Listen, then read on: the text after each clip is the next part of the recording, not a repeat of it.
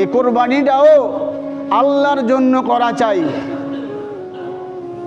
কোরবানির আগ থেকে নিয়ে সমস্ত মানুষের ধ্যান খেয়াল থাকে পশুর দিকে।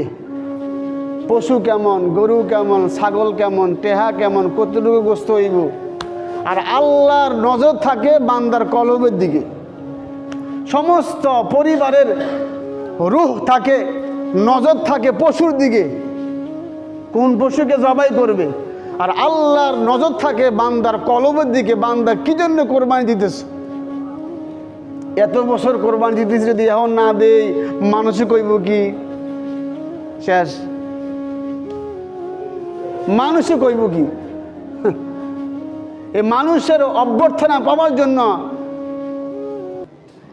স্বাগতম পাওয়ার জন্য যদি কেউ কোরবানি দেয়, মানুষের বাহাবা পাওয়ার জন্য, এই কোরবানি, এই নামাজ আল্লাহ কখনোই কবুল করবেন না।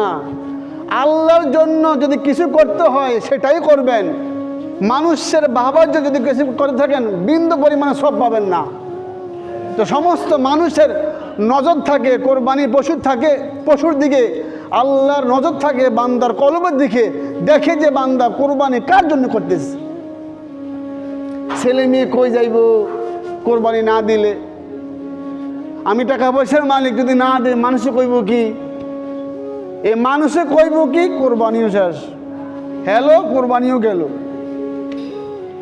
মানুষের উদ্দেশ্যে বাপ নওজোয়ান ভাইরা কোরবানি দিবেন না, আল্লাহর উদ্দেশ্যে কোরবানি দিবেন, তাইলে ইনশাআল্লাহ কোরবানি কবুল হবে।